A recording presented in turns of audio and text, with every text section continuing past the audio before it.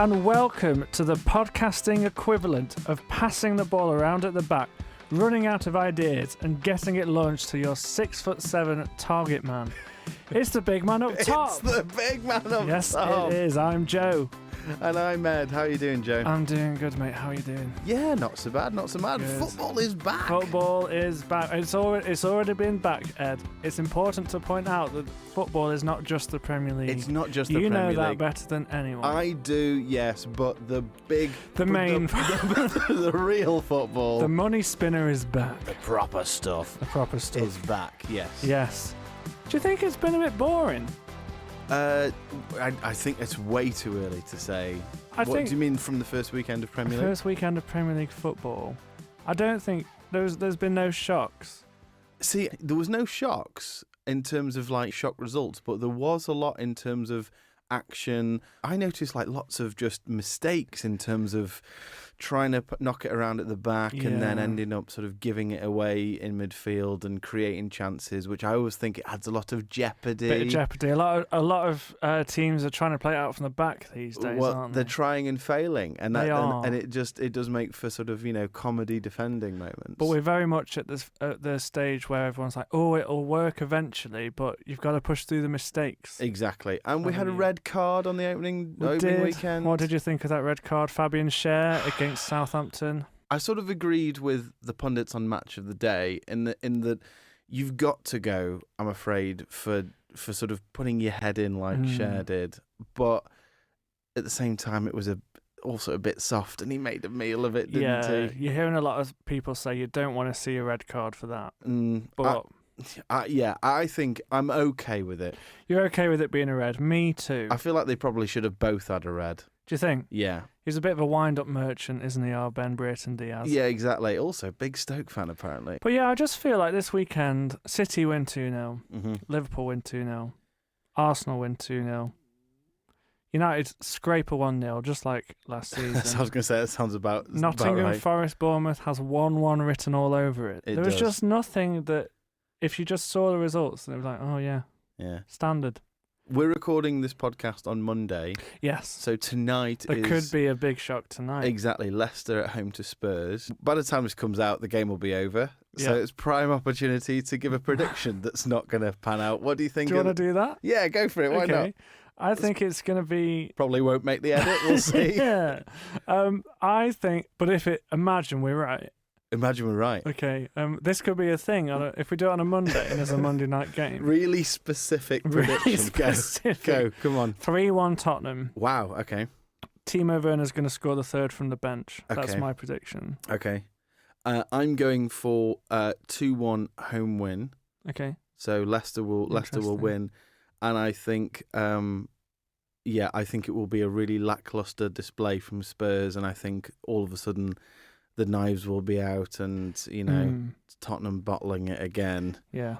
At like week 1. Yeah, that's what I'm going for. Bit of a feisty quote from Ange afterwards, maybe. Exactly, telling everyone to calm down. It's only week 1. Yeah, I can see that happening. Yeah, there you go. So that's my prediction. Speaking of managers, okay, one that's really caught everyone's eye is the new Brighton manager, Fabian Hürzeler. Great name. He's 31 years old. He's 31. It's very upsetting. I saw the stat that when James Milner made his debut, the man was 8 years old. He was just a boy. He was just a boy. So that's younger than you, isn't it? It's a good 5 years younger than me, Joe. Could you manage a top Premier League team? If I was a manager, I would lose the dressing room very quickly. Do you think? Yeah. I have no authority. I have no, sense of discipline. Just look at even just my children at home. It's all just falling apart a little bit. Do you think you're quite motivational? Like, could you pick a team up for the second half? I think so, yeah. I think, a rousing speech, I've got that in me. Yeah, I think so. Okay. And I've got the arm waving. Yeah, you do wave your arms. I do, I'm quite effusive. You are. I think you've got quite an expressional face as well. Oh, that's great, good. Yeah, but he's 31, Ed. He's 31. It's sickening, isn't it? The thing that bothers me about young Fabian, as I'm now going to call him forever... This is what I love, is that you'll never hear him referred to as Fabian Hürzeler. No. He's always going to be 31-year-old. 31-year-old Fabian. Yeah, just to really rub it in that It's yeah. the Jude Bellingham effect. Jude Bellingham brackets 20. Exactly. But I think the thing with young Fabian is that he just, to me, doesn't look like a footballer. No. Or a football manager. What do you think he looks like? He doesn't look like a football manager. To me, he looks like some kind of tech bro. Like he's maybe, founded some sort of cryptocurrency. Yes, he is a bit crypto, isn't he? Yeah. Or like a new social media. Yeah, exactly. That kind of thing. A new social media where you have to sign up and all the profile pictures are dogs or something. Okay, yeah. There you go. Yeah, no, I see that. And it's called Woofster. Woofster. Yeah. Yeah, I'm not signing up to that. There's been quite a few new managers, hasn't there? There has. I completely forgot Steve Cooper was Leicester manager. Goodness me. Yeah. Yeah. That's kind of passed you by. But you've got Arnie Slot. What do you think he looks like? Arnie Slot looks like a hedge fund manager. Okay. Looks quite successful, doesn't he? He does. He looks like he's got a yacht. Okay. He looks, Probably does. I think, I was trying to think about this, why I think that. I think he's just very smiley. He's got the smile of somebody that says, I'm a billionaire. He's a happy-looking man. He's very happy. Yeah, we'll see how that pans out as the season goes on. Yeah.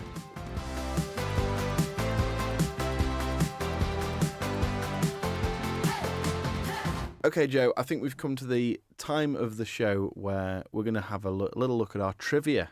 Oh, yes. Moment to shine. Bible ballers, Testament top bins. Yeah. I thought of Bible books in 90 minutes. Yeah, that's we good. have the UCB podcast Bible book in 30 minutes. Yeah.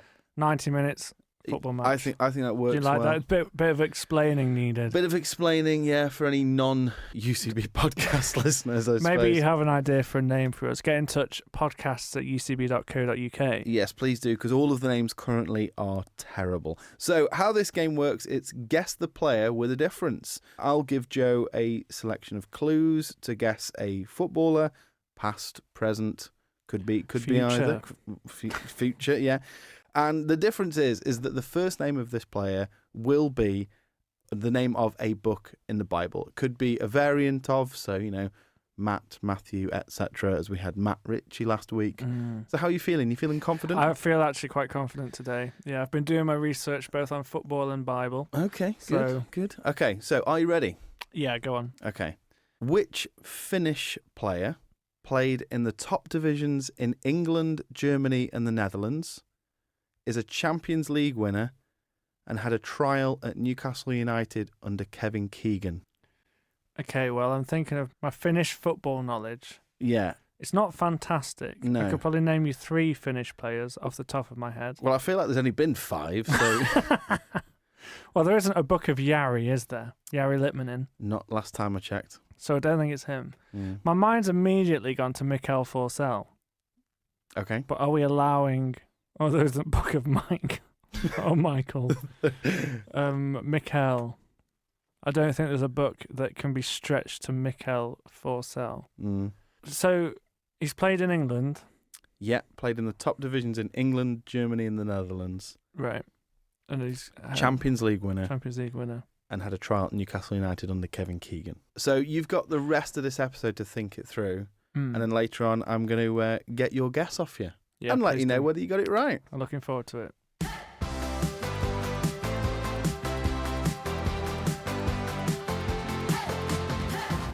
So the first question I wanted to ask you, Joe, is big transfers from the summer. So you're really on top with the Premier League and other leagues around Europe as well. What do you think of the sort of 2 or 3 big sort of news transfers from this summer? Interesting.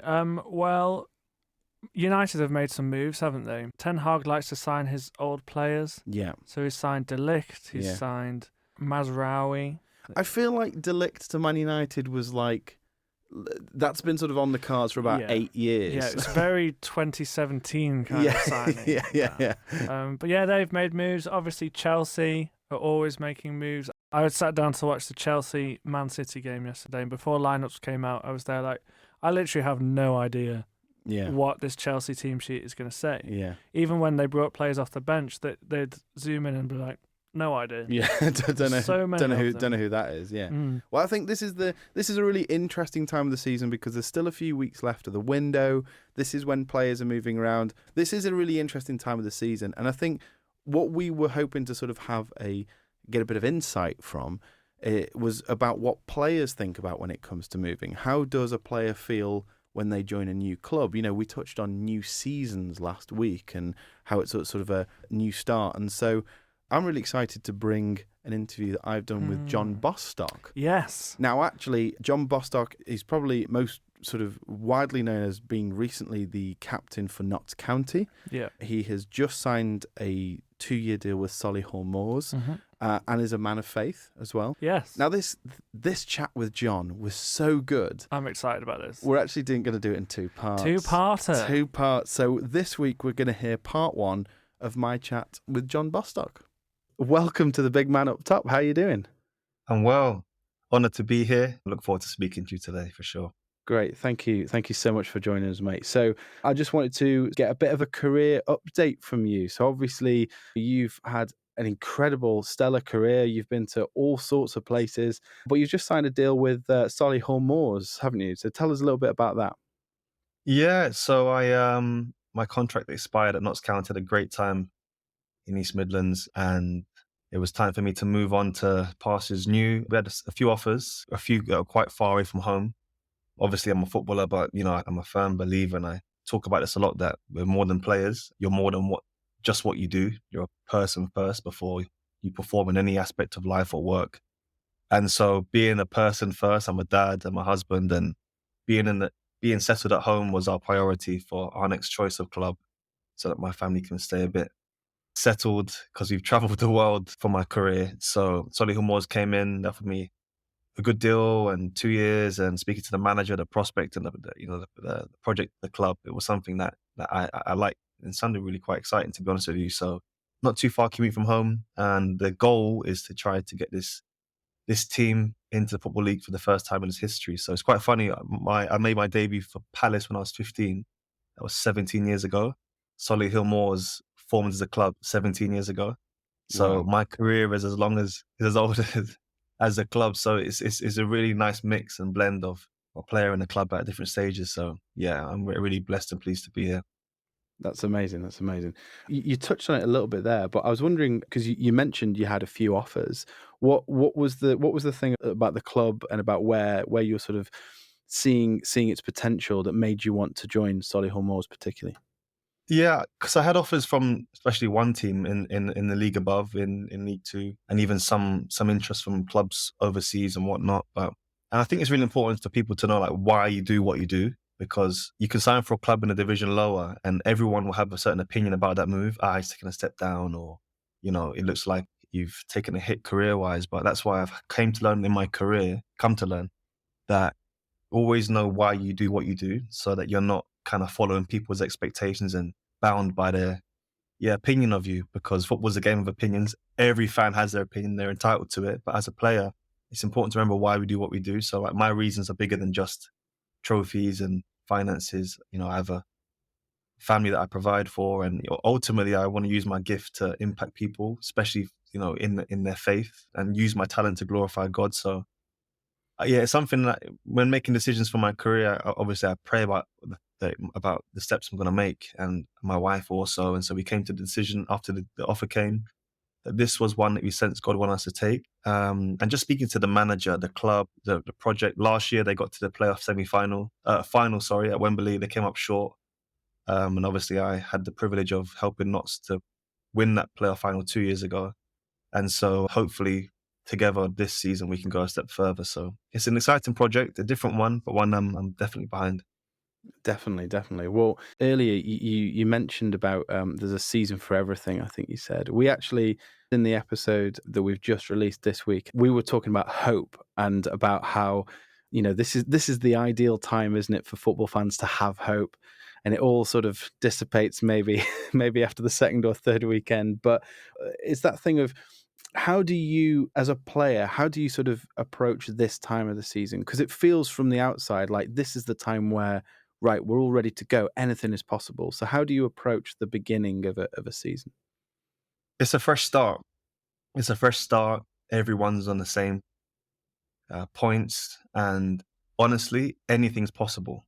You know, you can achieve your dreams of getting promoted or spending time towards the top of the table, or your worst fears could also possibly happen if you get relegated. So there is a lot to play for. It's a clean slate, but one thing, like you said, hope is a very powerful word, because it's more than a word, it's a mindset. So every team starts off after having a tough preseason, new players in the door, new kit, fans are behind you. I was actually looking at an article today. They ranked of where fans were in the league in comparison to their hope for their club. I think Forest were top. The fans are the most hopeful they're going to have a good season. I think Chelsea were last because the fans aren't very hopeful this year. And as a player, I guess in my 17, 18 years of being a professional, every year it's like the start of every season. It's like, you have goals to want to try and score and assist and help your team. And I think the goal was always to succeed. You never set a goal to fail. So we press on towards what we desire, but we do know that there'll come trials, tribulations, and ups and downs. So yeah, it's an exciting time for a new player. You put on the fresh kit, you have your new boots, and your family come to watch, and yeah, it's a special time for sure. And also the preseason's finished, so that's always good news to every player, because it's tough. Preseason training is very demanding. Yeah, you've had enough of running around the local lake or whatever it is. Well, listen, John, you're a man of faith. How does your faith in Jesus shape that hope? So, you talked about how the hope at the start of the season, but just day to day, how does your faith in Jesus shape that? It's a wonderful question. I get asked this a lot when people ask about my faith. And I think, look, everyone listening to this, every single person, I'm sure, has either been through something, going through something, or will go through something that is very challenging. And football's a wonderful game. I believe it's probably the world's biggest religion. If you look at it, it unites every culture, every religion, every nation, every continent. It's a special, beautiful game. And although, it's a game that is loved and followed by so many, when you're in it, there are some amazing ups, but also some serious downs. Performance levels, being out of the team, not performing as you desire to perform, maybe not having a club. I feel like I've experienced all of these things numerous times. And the danger is, as a young person, I kind of grew up to put my hope in my sport, in my identity, in my performance, in my sport. But the issue with that is football's always changing. Everything changes about football. The managers change, opinions change, fans change, kit changes, times change, everything changes. So if you put your hope in something that consistently changes, that's not going to be a very good foundation to build yourself as a man. So when you ask me, how does my hope in Jesus impact me? It actually has given me a complete new identity in my thought process and my performances. I now play with a freedom rather than playing with a fear of, I might be out the team, or what happens if I don't get a club. I now know that my gift is the talent that God's given me. And he wants me to enjoy that gift, but also recognize that it doesn't define me, which is, it's been a process of, if I'm honest with you, Ed, taking me a long time to get to that place, because you all desire to succeed. But ultimately, I know that God's plans for me are good. God has good plans for you. He has wonderful plans for you. And you might have felt like you've been through some serious challenges, but just be encouraged to know that God has never left you nor forsaken you. And that's something that really gives me hope. No matter what I go through, or what season of life I'm currently in, or what fears are, trying to weigh me down, I know that God is with me. And I think that is one of the greatest of all promises. My situation might not be fixed straight away, or circumstances might not change straight away, but to know that He's with me through the storm, with me through the trial, with me in my victories, there's something very powerful knowing that you never walk alone. No pun intended to the Liverpool song there, but honestly, He really is a constant help. My hope in Him has been my foundation for my career and my identity as a man. I'm really glad you mentioned You'll Never Walk Alone, because Joe, my co-host, is a Liverpool fan, so he'll be delighted with that. I'm going to put you on the spot here, John. Any scriptures in this realm that sort of particularly jump out at you? Maybe when you're not feeling hopeful, that your go-to ones to remind you of that hope you have. Yeah, honestly, there's many, and that's why I love the Bible. There was a time in my life that used to just collect dust on the shelf. The time I didn't have a Bible. But now the Bible says it's a living book. It's alive. When you read it, you might read something on a Monday that might not speak to you, but on a Sunday, or you go through something, that line or that verse or that chapter, it becomes like food for your soul. One verse that consistently almost feeds me, it's found in John 16:33.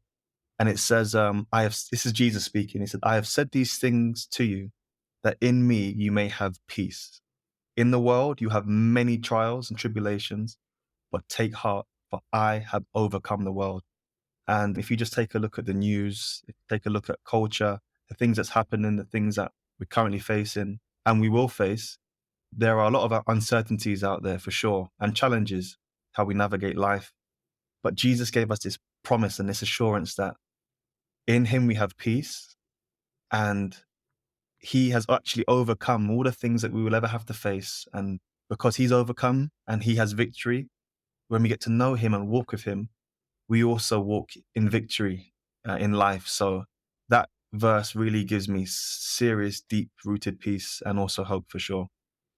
That's amazing. And that scripture, when we had our conversation about hope in episode 1, was the exact scripture we quoted. So Wonderful. Praise God. That's amazing.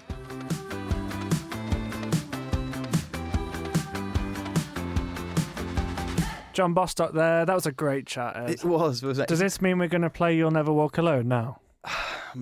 Well, I suppose we could do. I was really excited when you said that. He definitely, when he mentioned it, the first thing that came to mind was Joe will be a happy boy. But yeah. I watched a lot of that season he had at Notts County. I think there was obviously a lot of publicity around that season. Wrexham having that whole documentary about them. So I feel like there's a big spotlight on that season. Notts County had a really good season that year, but still only went up through the playoffs because of how good Wrexham were. But yeah, it was really interesting chat with him. Really interesting to hear his perspective on moving clubs.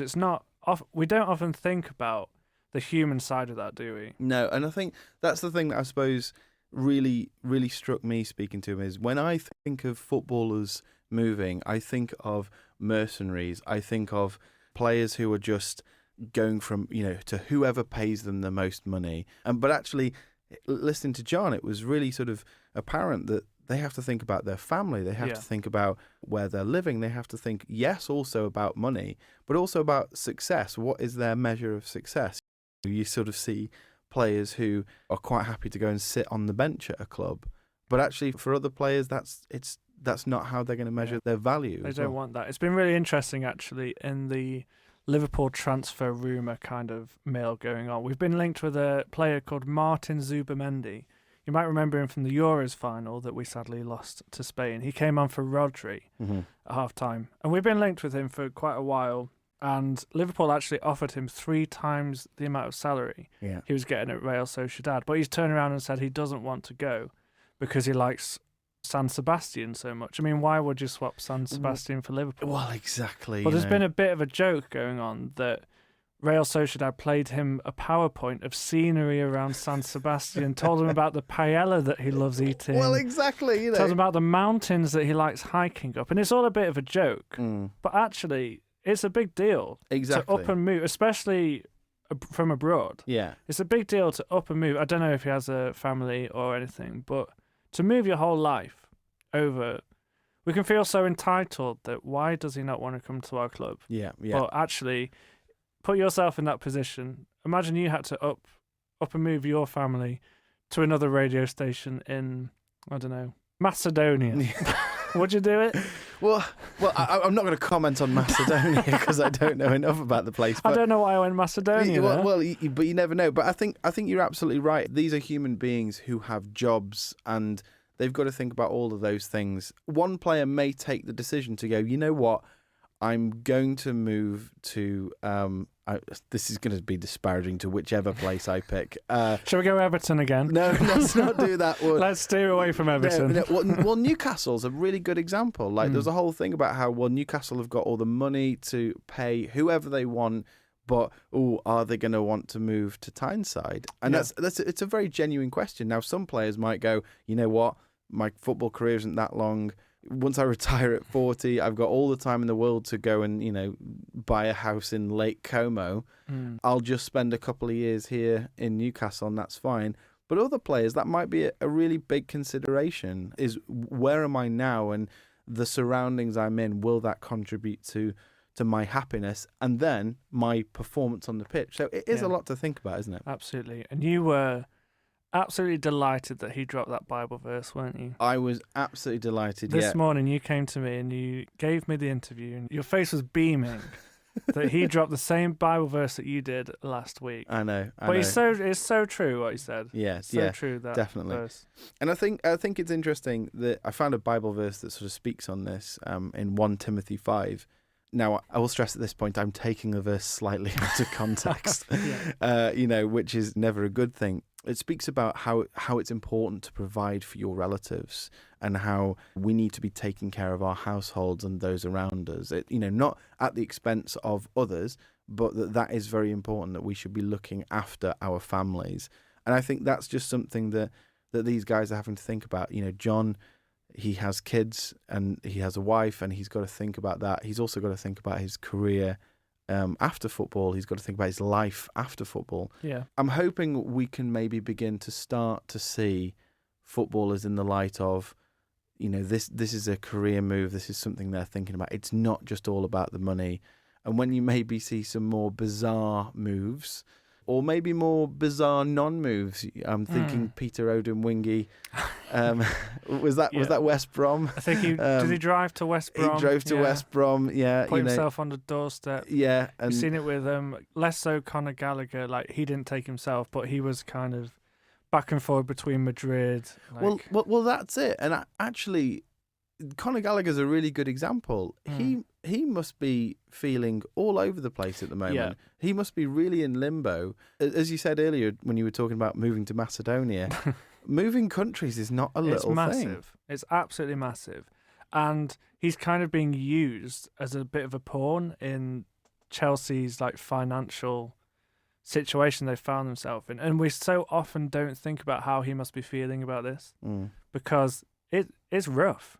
I can imagine it's really rough. And we have this perspective of, he's a footballer, he's living our dream, he's got all this money, he's still a human being. Yeah. And that's really hard, so unsettling. He doesn't know where he's going to be living over the next few months. Yeah. Well, hopefully for Connor, he can get settled down wherever he is. He's obviously a very talented player, but also for all of the other players for whom right now is a really tense time. Am I going to be still at my club in the next couple of weeks? There's a lot of players who won't know that, and the other thing as well, we hear about the high profile ones. Look, these players at a high level, they're going to quite easily find a club. Yeah. We don't often hear about the lower league players that they have no idea if they're going to get picked up again. Yeah. The next season, and that is their income. Yeah. That is how they have to provide for their family. Yeah, and it is the difference between staying professional for a few years or not. Well, we're going to hear a bit more from John Bostock next week. We're going to ask him a bit more about social media. You might have heard about his venture into social media with a channel called Ballers in God, and we're going to hear a bit more about that next week, aren't we, Ed? We certainly are. And I can't wait. Okay, going back to the trivia, Joe. Yeah. I'll read it out again for you, if you like. Which Finnish player played in the top divisions in England, Germany and the Netherlands, is a Champions League winner, and had a trial at Newcastle United under Kevin Keegan? Do you think you've got this? I think I do, actually. Oh, I'm going to look very silly. He's looking really confident. So I'll talk you through. Like I said, there's only ever been 3 Finnish players in the history of football. Yeah, it's not true, but yeah, go on. Jari Litmanen Is 1. Mikkel Forsell Is 2. Number 3, quite dear to my heart, a Mr. Samuel Hippier, also known as Sammy Hippier. He's won the Champions League in 2005, Mm-hmm. and all the other things that you said he's done as well. I don't Right. know as much detail about that. Okay. But I'm going to lock in Sammy Hippier. Not the book of Timu Puki? Oh, he's another one, isn't he? He's another one. Timothy. Yeah. Timu Thi. No. I don't. It could be. Could be. It could be.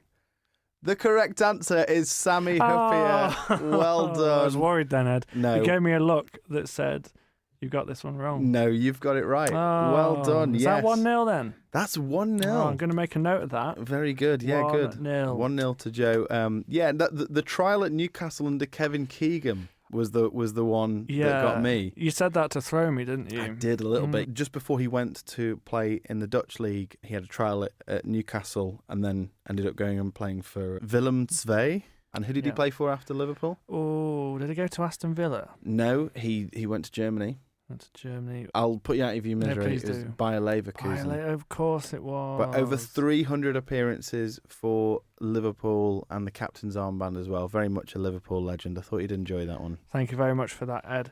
Well, Ed, it's been fun. It has, Have you had a fun time? I've had a really fun time. So have I. Let's do this again. Thank you so much for listening to The Big Man Up Top. If you want to get in touch with the show, send us an email to podcast@ucb.co.uk and please follow, subscribe, and if you want, give us 5-star reviews on your favourite podcasting app. Please, only if we're worth it.